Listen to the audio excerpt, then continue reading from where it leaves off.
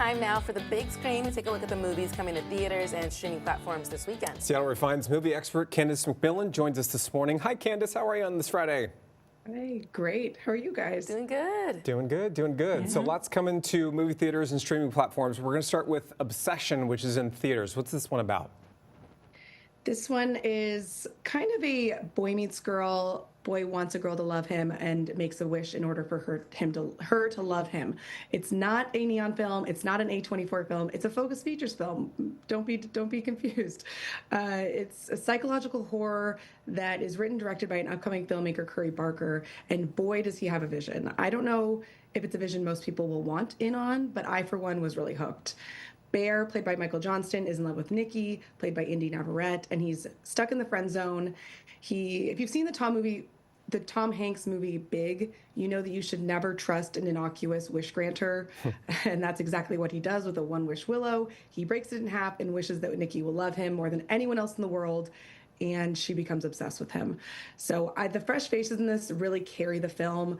Both of the two leads are amazing. Navarrete, who plays the Nikki, is incredible as this possessed, lovesick girl who stops at nothing to have Bear all to herself. There are jump scares, there's some gore. A majority of the film is just really creepy and unsettling, but it does double also as a dark comedy. So there's a moral underneath the story. There's some, spurts of laughter, situational humor. You might leave obsessed with this one too. I'm intrigued. Maybe I want not to see it. too. Sounds like a great concept. Oh. Yeah, it doesn't seem scary. It seems more like, just like you said, psychological. There are some creepy shadow moments that may be a little scary, just to warn you, but I thought the message underneath it was an interesting ponder. Okay. Just have a blanket handy so you can kind of hide underneath if it gets too scary. Yeah. I'm up for that one. Yeah. Okay, next on the list, The Christophers. What's this?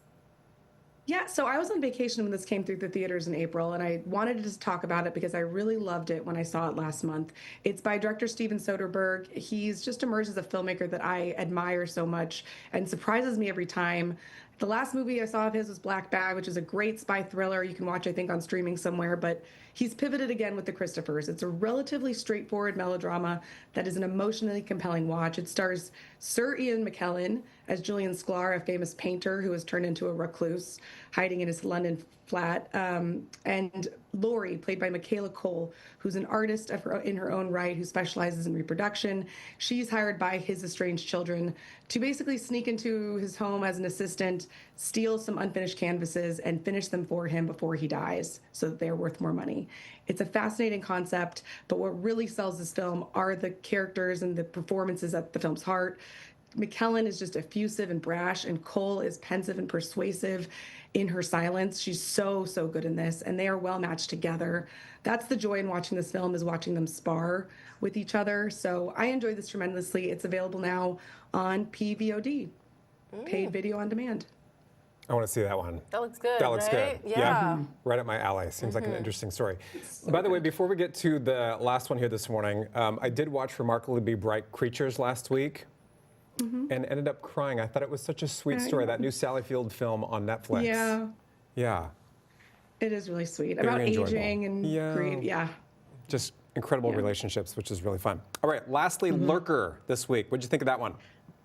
Yeah, this is another, we have a theme running here about obsession and, fascination with celebrity. I don't know how this turned out this way, but this is another twisty psychological thriller. It stars Archie Madwecki as Oliver. He's an up-and-coming singer and social media star who runs in an ultra-hip crowd with an entourage that may be mooching off his growing celebrity. Matthew, played by Theodore Pellerin, stumbles into his orbit and is hooked, trying to please him and offer creative services. But something feels off about Matt's interest in Oliver's life. He's playing it cool, but the attention becomes more and more important to him. Matt eventually understands what he needs to do to stay in Oliver's life, which may not be something people will find morally right. I really enjoyed Lurker for what it is. I think it's a really well done film. It has an interesting premise. It's decent execution. It could have used a bit more runway to fully take off on its premise and build on the characters who felt a little bit flat. But I think what writer-director Alex Russell uses is a very low aesthetic that kind of builds you in. It garners quiet performances out of his actors, which is really effective here. There are cringe moments. It might get under your skin, but it was fun while I was watching. Okay, that seems interesting too. We have a 3 for 3. That's a good week in movies. Steve is a little creeped out. You don't think that sounds cool? No, I'm still focused on the Christophers. I'm still Okay. focused on that story. Like, I think I might actually watch that one this weekend. And I'll see the first one. Okay. Okay, perfect. We'll mix it up this Obsession. weekend. How's that? Yeah, Christopher's is so good. I wish I had talked about it in April, but it was the one week I was out. Well, I'm glad you brought it back to us today. Not too late. Thank you so much, Candace. No. Thanks, guys. See you next week.